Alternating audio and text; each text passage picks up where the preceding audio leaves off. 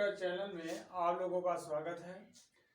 सभी टेट अभ्यर्थियों को मैं ये सूचना देना चाहता हूँ, जैसा कि आप लोग जानते हैं कि यूपी टेट का एग्जाम 23 जनवरी सन 2022 को है। उसको आप लोग कैसे तैयारी करेंगे? आपका प्रिपरेशन तो चल रहा है, आप अच्छे मेहनत से अपने लगन से जो भी तैयारी कर रहे हैं तैयारी करते रहिए। क्योंकि यूपी टेट और सीटेट में थोड़ा अंतर है। यूपी टेट में जो चीज़ें फैक्ट पूछी जाती हैं उसको आपको कड़ी मेहनत के साथ तैयार करना ही होता है। आपका चाहे जो सब्जेक्ट हो, चाहे आपका बाल मनोविज्ञान हो, आपका चाहे संस्कृत हो, चाहे इंग्लिश हो, चाहे आपका हिंदी हो, जो पांचों सब्जेक्ट हैं आपको पूर्ण से तैयारी करनी होती है उसको। चूंकि इसमें फैक्ट चीज़ें ज़्यादा रहती हैं इसलिए हमें उसको रटना पड़ता है, उसको अभ्यास करना पड़ता है, उसको पेपर साल पुराने पेपर जो भी हैं आपके, जो जितने भी रिपीटेड एग्जाम कंडक्ट कराया गया है उसको आप पेपर प्रैक्टिस सेट को पर डे हार्डल करते रहिए। उसमें क्या रहेगी, जो फैक्ट चीज़ें आपके माइंड में सेटअप हो जाएगा तो आप उसको अच्छी तरीके से वो रीड कर सकते हैं। तो हम ये आपको अब आज बताने जा रहे हैं यूपी टेट पास करने का आसान सा ट्रिक क्या है।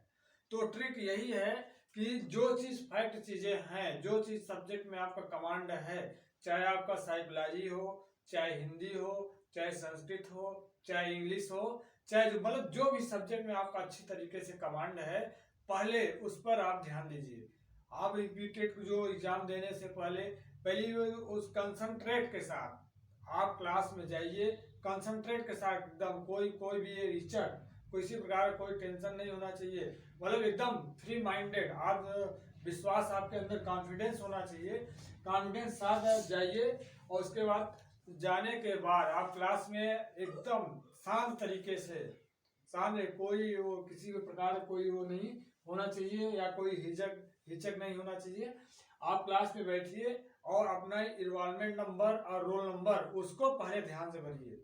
मेन समस्या होती है उस पर, उसको आप कंसंट्रेट से, कोई जल्दबाजी नहीं है, किसी प्रकार कोई दिक्कत नहीं है, तो उसको आप कंसंट्रेट के साथ एक दो उसको रोल नंबर अपना इन्वायरमेंट नंबर जो भी है उसको भरिए अपने उत्तर पुस्तिका में। उसके बाद जब आपको आंसर की जो मिलता है क्वेश्चन पेपर उसको आप पढ़िए। पढ़ने के बाद पढ़िए उसको, कई पढ़ने के बाद उसको ध्यान से आपको मेन ध्यान देना होगा टाइम मैनेजमेंट। ये बहुत ही मायने रखता है। टाइम, जो भी आप क्वेश्चन पेपर हल करना है या जो विश्लेषण करना है आपका, चाहे साइकोलॉजी का हो चाहे हिंदी का हो, तो टाइम मैनेजमेंट आपको लेकर चलना होगा। आपको 25 मिनट तक रीड करना होगा। क्योंकि ये ऑफलाइन एग्जाम है, इसमें कोई जल्दबाजी करने की आवश्यकता नहीं है। आप 25 मिनट में वो क्वेश्चन पेपर को आप देखिए, पढ़िए और उसके 5 मिनट का आपको गोला रखिए। 5 मिनट बाद समय आप रखिए कि हम उसको गोला करना है हमको। तो जैसे जो सब आपका, जैसे आपको साइकोलॉजी अगर अच्छी कमांड है या हिंदी में है, पहले आप उसको हल करिए, पहले आप उस पेपर को हल करिए। उसके बाद दूसरे सेशन को हल करिए जो उसमें वो है। लास्ट में अगर मैथ आपको अच्छी आती है, मैथ में अच्छी कमांड है, तो मैथ को आप हल कर सकते हैं। नहीं, मैथ को लास्ट में रखिए, गणित को लास्ट में।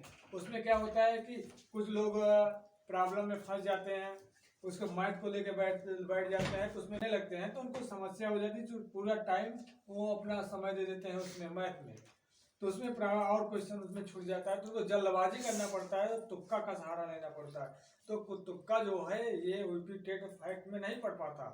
क्योंकि सीटेट है तो थोड़ा चल जाता है, तो यूपी टेट में आपका तुक्का सही, चूंकि फैक्ट चीजें होती हैं इसलिए हमें कंसंट्रेट के साथ पूरा हल करना होता है। तो पहली बात आपको अपना प्रवेश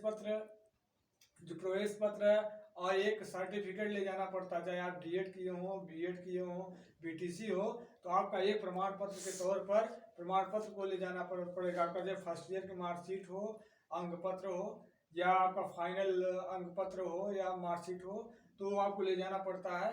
और उसके प्रवेश पत्र आप डाउनलोड कर लीजिए। करने के बाद उसके कॉन्फिडेंस के साथ आप एग्जाम दीजिए। ये जो हमने ट्रिक्स बताया है इसके अकॉर्डिंग अगर आप करते हैं, अपना टाइम मैनेजमेंट के साथ चलेंगे, तो निश्चय ही आपको सफलता मिल जाएगी। अगर जय हिंद, जय भारत।